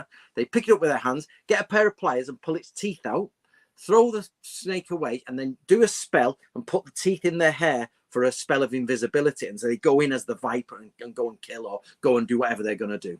There's some cool imagery you could do. Question, man. Would you want this show, because it could work either way, would you want it more like to take place in historical times, or would you want it to take place in modern times and have like, you know, the guy would have all the principles and do all that stuff in the modern setting, which I think would be really cool? Or would you prefer that? I would. So my stance on this is take my research, and it doesn't matter if it's fantasy, Naruto, magic, in the modern, whatever it is, make it fit into your world that you create, but base it on real stuff, not just, oh, they've got a black mask and they flip. You know, how many times are we going to see the same black mask flip, throw a shuriken before you think there must be more than this? That's what used to get me. Like, there's got to be more. That's why I went and had a look for it. So anything I'd do. Even, and I have tried contacting Ubisoft for their Assassin's Creed. I said, let's do the Japanese ninja one. And I got an answer back from them saying, we don't do outside contractors. So my answer was, well, hire me then as an insider. Just don't worry about it. Give me a job on Ubisoft development for Ninja, but they were just no. Oh, okay. That's a shame. Oh, right. Shout out to Harlem Khan real quick. $10. Really appreciate that. He says, you should interview Daishahan Shawn from the Bujinkan, author of the Hidden Lineage book. He speaks, reads, writes in Japan. He also graduated from a Japanese university. What are your thoughts on Shawn Askew? So basically, the nobody in the world believes the Bujinkan outside of the Bujinkan. There are no historians that believe it. Nobody believes it. But they always quote these few people, Shawn Askew and Kasem, I think his name is. They say these are graduated from Japanese universities and all that. But they are high-ranking practitioners of the school, from inside the school. And his book, The Hidden Lineage, has zero evidence in it. Now, Shawn spoke to me. I'm going to give Shawn kudos here. He was actually one of the only people to do this. He said, Anthony, I've been slagging you offline. I've been calling you. I've been saying all sorts about you. But recently, I've realized you're just on a good journey and you're trying to do your good thing. So I apologize. Let's start again. And I said, Shawn, thank you very much. And he's a proper man. Give him that. Yeah. But he is doing it from his point of view. And I'm doing it from my point of view. I have got stacks and stacks of translated documents. This is my proof. Here you go. When you ask the Bujinkan and Shawn, where's your proof? Zero. You ask any of them. So here's another question for everybody who's listening from the Bujinkan. Have you ever been to Japan? If the answer is yes, okay, you've been to Japan. Have you ever met Hatsumi? Okay, you've met Hatsumi. Have you ever seen the scrolls that he possesses? Yes or no? Do you speak Japanese or have a Japanese speaker there? Do those scrolls say the word Togakure Ryu on them? Are those scrolls written before Takamatsu, the 1960s? If the answer to that is yes, you're the only one in the world who's got that information, because nobody anywhere has got it. So let's find this proof, put it on the table. There are loads of books supporting Bujinkan, but it's by their own people telling you this, and maybe they did that, and maybe this happened, and so this, and this guy was that, so maybe that, and it's that, and you just go, where's your base proof? So I'm sure you guys know this, but there's something called confirmation bias. You have a story, and you want to prove it, so you find something to prove your confirmation bias. Yep. That's not how history works. You already start out with the conclusion. You're just finding the evidence. The other 80% of stuff. Oh, that doesn't align. We'll discard that. And if you strip down everybody in the Bujinkan, all of these people, as nice or as evil as they are, some of them are horrible people, then they forced one guy into suicide. They forced one guy into suicide who was disabled, and he died. And that is still out there. It still messes with my mind. I think, you little buggers. So, and they basically, you say to them, right, put your cards on the table. What evidence of ninjutsu do you have before 1868? And the reason we use 1868 is that's when the samurai stopped. The answer is no. Do you have any before 1920? No. Do you have any before 1950? No. 1960, maybe you're starting to get it. Zero. Okay. Here's a question from Jason Wong. There were stories of Sho Kosugi saying he was trained as a ninja, but in more recent years, there appears to be a U-turn made, and he is only really trained in karate and maybe kendo. Thoughts? Yep, he wasn't. But the simple fact is if you're a movie star doing ninja films, why wouldn't you say that anyway? As a political, as a great marketing, as advertising marketing move. That's an amazing marketing move. You can always turn around later and say, no, it was just part of the hype of the film. Don't worry about it. So I think Sho Kosugi is a legend. I do genuinely like Min. Do you mind if I give a quick shout out to my old classmate? Since we knew each other since kindergarten's in here. Hey, Paul Mason. Good to see you, brother. That's awesome, man. You kept in touch that long, Yeah, I think he's now retired from the Army. Did 20-something years in the U.S. Army. So congratulations, brother. Okay. I think that's it's him at his house. Did you ever serve with him in the Army? We may have crossed paths and didn't know it. I think we served during the same periods of time. Okay. How was this guy? We need a ninja movie Mount Rushmore. Okay, so top 4 ninja films. I know you got Sakura Killers as one. How are you going to round out the Mount Rushmore of ninja movies? Right, I'm gonna give you some crazy ones here. So let's give So Sakura Killers is by far it's proper cheesy, right? The other one is, which gets close to the feel of it, even though it's really, really, really bad. I mean, like bad for cheesy bad. And that is Ninja Apocalypse, which was this woman. I can't even know if you can find it anymore. But the opening scene is amazing. She has this venomous snake in a jar, and she pulls out this venomous snake, and she's putting the venom on the blades, and she's, you know, really handling it. And you're thinking, yeah. And she sort of goes in the garden, and it was cool. But it was Taiwanese film, I think, or something really bad. You know, I don't even know if it's available anymore. But then I'll give you two non-Japanese ones, and that is, or ninja ones, and that is, as I say, Gerard Butler's Law-Abiding Citizen, because he's a thinker. They say to him, so he's a military strategist. He works outside of military regimes. So one example is he creates a piece of technology that is a wire inside a tie with a motor. And when he puts it on, it chokes someone and it kills them. So nobody could get close to this guy. So all they did is sell the tie to him, to his, like, whoever buys his clothes. And when he puts it on, and it's like high tensile wire. It's just a story told in the film. And it's amazing. And the other one, believe it or not, which is weird, is the new film called The Northman, which is about the Viking. Have you seen it? No, but how is that a ninja movie? Right, so it's called The Northman, and it is amazing. And it's got a very famous actor in, but I don't remember his name, but he's Swedish, and he's ripped. You will love this, right, guy? He is ripped, and they got the most ripped guy, and he basically, somebody kills his father, his uncle kills his father, he sort of goes off and into fighting in another place, and he has to go back and kill his uncle, right, when he's older. So he goes on this serious plot of revenge, and he has to disguise himself. He has to break in, use ancient magic. He uses a sacred blade to get there, and he puts himself in the enemy camp. He then uses psychology to make them all feel that ghosts are getting them. And it's just like, if you put that in medieval Japan, it's the perfect ninja film. Wow, interesting. Yeah, it's just the fact that it's Viking is like, you wouldn't think it was, but the setting is just the only difference. Yeah, that's cool. Oh, so this guy, he said that's Alexander Skarsgård. Yeah, that's him. Yeah, he's a real good actor. And you want to see how jacked he was for this film, man. Jacked is not the I gotta word. check that out, man. I got a few of these. Maybe not that Taiwanese film, but the other ones, man. Yep. What about you, Brian? What's your Mount Rushmore ninja movies? Man, I'm trying to think. Probably Teenage Mutant Ninja Turtles, right? The one nobody remembers. Everybody doesn't remember the Master. Remember the Master? TV with Lee Van Cleef. Oh, the TV show. Yeah. Yep. He was that Shogun. I always thought, even though it was a little bit of the ninjas, I loved watching that. But I loved the ninja part. That's why I had to ask you what you thought about that. And then I just remember one of the more ridiculous ones I've watched was American Ninja. Yep. Oh, very good. Yeah. That's a classic, man. I know, but I just remembered the moves. Some of the stuff he did was just kind of off the charts. And I just remember thinking as a kid, I thought to myself, like, man, this is kind of ridiculous. Because I was studying Goju karate, and I loved the serious side. Like, I really thought, there was a lot of embellishment. I wanted to know, did they really do magic? Like, you're a kid, you're young, and your mind went all over the place. But you would see something, you'd be like, oh, man, that's a little bit ridiculous. But do you remember when Power Rangers in their film turned into ninja uniforms in Power Rangers? They did that. And Three Little Ninjas, when the Three Little Ninjas got dressed in their ninja suits, I thought that was amazing. As a kid, I was like, yeah, that's ace. And the Ninja Spy said on the screen here, Ninja 3, The Domination, which is a very good ninja film. Very good. Yep. Don't forget Beverly Hills Ninja. Oh, God, I watched that. It was genius, wasn't it?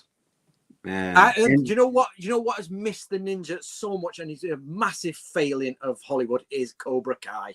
Why on earth has Cobra Kai not brought in an old ninja master to go? They're bringing everything 80s back. Why not the ninja? They should bring Stephen K. Hayes on the show.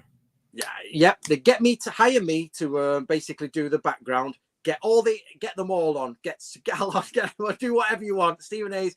Put the ninja people on there from the 80s and just do it. You know what I mean? Anybody who sort of like was an 80s martial arts star, pull them in like the Expendables, but it's ninja time. Now, do you make movies at all yourself or no? No. Because you wrote a lot about Sun Tzu, right? Yep.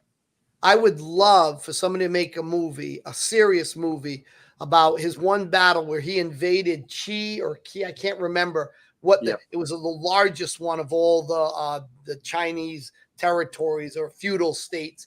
And when he went in there and he understood the psychology of the emperor and the people who worked for him, and when he invaded, he made it look like he was going at the capital so that the guy would revert his forces back because he knew the emperor would become upset. Well, I forget how it all worked, but he caused them to divide their forces. But I think that would make a brilliant movie if you could get deep into the psychology of all that.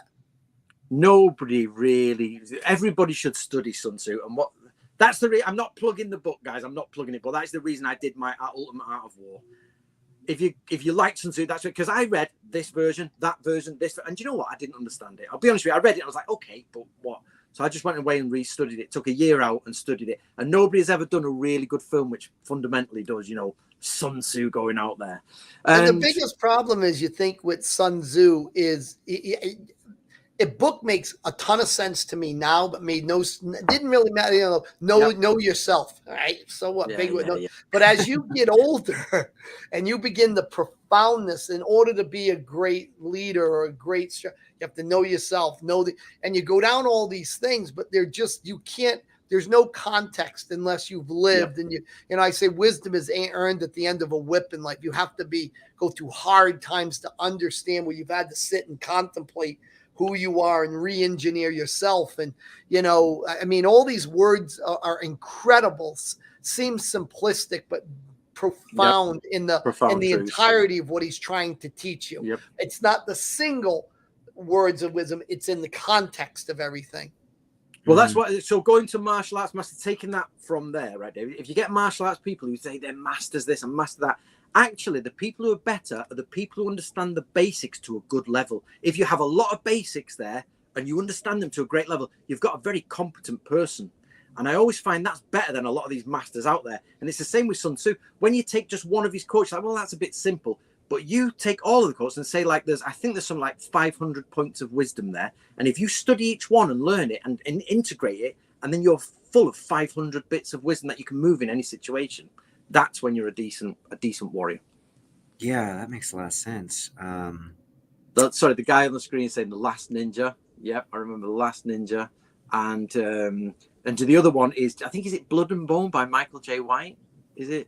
That's a really great movie. That's my favorite Michael J. White movie, and I hope he does a sequel because he's been talking about it for years. I mean, that is another ninja film. If you watch it, another one where he uses all the things from ninjutsu. In Blood and Bone. Oh, okay, yeah. Okay. So he's remember he deceives. He goes in. He uses deception. True. He stays in the woman's house. He targets the person he wants to go and see. And I'm sure it's a long many years since done. And I was like, yeah. And in the end, it comes out what he does, and I think it's an act of revenge, or he gets revenge for them. I can't quite remember. Yeah, sure. Yeah, that's actually an interesting way to think about it. I never thought of that as a ninja film, but you a lot of stuff through that kind of a lens, though, because you could kind of incorporate that, like, because you're so ensconced in that world, you could kind of see how a lot of stuff ties into ninjutsu. So that's why. So basically, if it's a person who's working on their own behind enemy lines, using deception and using gadgets or skills to perform a task that other people can't because they're doing it solo, you're right down the ninja spy route. That's why these films pop out as ninja films. But the minute they're not there, of course, and Lionheart. I don't think that's not a ninja film at all, because there's no revenge element. There's no undercover. Well, yeah, there's nothing. Well, I mean, I guess he's trying to not let his sister-in-law know that he's fighting and getting her money. But I mean, I don't know how you would tie that. Just basically, you need a target and a mission, and deception. Target, mission, deception. Hojo clan, right? House of Ninja talks about Hojo clan. Yeah, do you know about this clan actual existence in history? Ninja tourism in Japan also uses that clan, the Hojo clan. Yep. So there was big clans in Japan, and the simple fact is there was, so for ninja history there is two major places that use ninja: Iga and Koka. Yep. And what they did is they perfected. They didn't invent ninjutsu. They were considered the best at it, basically. So they went everywhere in the world. And so if you went into your samurai castle, there would be different barracks for different people, and you would have a shinobi barracks. We are the ninja. Yep. And they would literally be there. And most of them would be from a set of families that were from Iga and Koka. and they would literally be on guard as ninja, and they would go out of war as ninja. The Hojo clan would have had them, different clans would have had them, but each clan is said to have had, now we don't have massive proof for this, but we have tantalizing, bits of evidence that points in that you use a secondary line of ninjas, which is your own trained ones, because you can't trust them, they're outside guys. So everyone would have their own ones that would double check, and it was lots of double checking. So ninja, which is basically, if you don't know, guys, Shinobi no Mono is the same character as ninja. Yep. So Shinobi no Mono, ninja, the same thing. And basically, you would have everybody would be checked by these ninja under, like undercover people checking. And then there's the public ninja and there's the hidden ninja. Hey, what about this? Just to wrap it up, because we could keep going all day with these questions, keep hopping in. This is an amazing film. Love this movie. Thoughts on the movie Ronin starring Robert De Niro? Yeah, good sort of collection of guys. Now, I always get mixed up between Ronin and Heat. Oh, yeah, Heat is a classic. That's the one with Al Pacino and Robert De Niro, man. Yeah, I know. That's how. So I always, the two films play in my head like that. But Ronin, I was annoyed because when I went to the cinema, I was like, this is going to be loads of Japanese stuff, and there wasn't. But it was still a good film. And yeah, and is that the one with Sean Bean in it? Yeah, doesn't he get like ambushed by a coffee mug or something? You know how De Niro sets him up? Yeah, and he says, what color are the barracks at the SAS sort of place? You've got somebody here and somebody there, you're crossfiring each other, you're wrong, and he backs him up into a coffee mug. Yeah, that's the one. So yeah, it's the same thing. So a set of, so I don't know if I can say this on the channel because, you get flagged for things. You might have to cut these bits out. But like the terrorist action, when you get the terrorism and freedom fighters, what's the difference between a terrorist and a freedom fighter? One side says one is a terrorist. The other side say we're freedom fighters. Do you know what I mean? All subjective. It's all subjective. So it's like ninja. It's the same as you've got a group of guys doing this stuff, preparing explosives, preparing weapons, going in. And the other side, this samurai clan says they're like the bad guys. And these guys are saying, well, we're the good guys for doing that. Same as like Ronin, you've got this group of people preparing to make a hit on something. That is pretty much clandestine operations. That's why the ninja movie scope is so wide, because any clandestine operation of a single person or a group fits into the category. Yeah, that makes sense, man. Hey, Brian, you got any last questions or anything before we wrap this up? I'm good, man. I probably could talk for hours, especially about the history part, but yeah. Hey, so Anthony, where can people follow you, to get more? Right. The best thing you can do, guys, is just go type into the internet, just put The Man Who Killed the Ninja. And that is my main documentary and explains what I do, why I'm doing it, and all of that. And I just want to say, guys, because we've got a lot of people out there, is I am genuinely trying to find the truth. That's all I'm finding. And whenever I'm wrong, I will say I'm wrong, or I say I don't know, because we're trying to find it. It's not me, like a lot of people put it across, Anthony's created his own martial art, he's just doing what we're doing. I'm not. I'm just trying to explain to people what is the real thing out there, what are real ninjas. And I would love everybody, even if you're not massively interested in it, just go have a think about it. Have a look at my documentary. Maybe if I could plug one book, it would be this one. It's How to Be a Modern Samurai. Get yourself a copy of that, guys. That basically, you read that and you'll get it. And you'll get it. And then you can either decide something I want to take further or something I don't want to take any further. Nice. And how many books have you written? Are these all of them, or are there more? There's more, 20. I write about 2 a year. Wow. Okay. That's incredible. Yeah. But remember, you guys can get them on Amazon.com. Please do. I recently had a book of mine crushed by the Tolkien estate. The Tolkien people who run Lord of the Rings have had my book legally taken off the shelves. Why? I did it recently. So you can't, it's not even a plug because there's only so many copies in the world. But I wrote this. I took 2 years to write the ultimate unofficial guide to Tolkien. I deconstructed his entire stories on the side because I quite like that. So I did it on the side and they sent their solicitors after us and that's it. Gone. Book has now been quashed. That just gives them more like exposure. If people are talking about it, like that. Anyway, that's interesting. I know. So basically, so when you say, am I wealthy? I've just spent 2 years working on that book. I'm going to get no wages for 2 years. Wow. But So you I have have to sold live- some before they took it off. Like those books could probably be worth a lot of money. Like not for you, but like on Not eBay. for me, no, yeah. But the point being is, so when I say to you guys, if you guys buy these books off Amazon, that money ticking in always helps because I've now got to recuperate 2 years back. And Wow, get it man, back. that's gotta be like. Is there a way where you could kind of re-edit it to take out enough where they No It's just contract right signed. They have got that sealed. They have got billions. I think they've sold something like 150 million copies. They have the films. They're like, you are sealed, clunk. Or go to court and we could lose the house, lose the anywhere that's a fight you're not going to win, man. Because We're not at the gonna end of win. the day, it comes down to money, and you don't have the money that empire does. No. You know, like what was their biggest issue with it though? Basically, apparently they didn't even read the book before they sent the solicitors after us. They didn't even read it. They Just just the sent it. title alone. Yeah, they just, you can't talk about Tolkien, we're coming for you. So, like, bloody hell. But people talk about stuff all the time. Like, couldn't Brian write a book about Star Wars? And like that would be right? That's the bit I don't understand. People have wrote books about Tolkien, but it seems, I was told that since the films have come out, and don't forget, the eldest of the Tolkien family has now died, so it's now been left to like a group instead of just Christopher Tolkien, who's at the top. So now they're full on, apparently. Since the films, they will literally target everyone. So they can't go back and get rid of all the old books that came out in the 80s and 90s. Well, that's interesting. And sorry to hear you wasted 2 years of your life, man. But I guess it's not a complete wash, because you could probably still, they can't shut you down from doing lectures and talks about it with all that research you've done.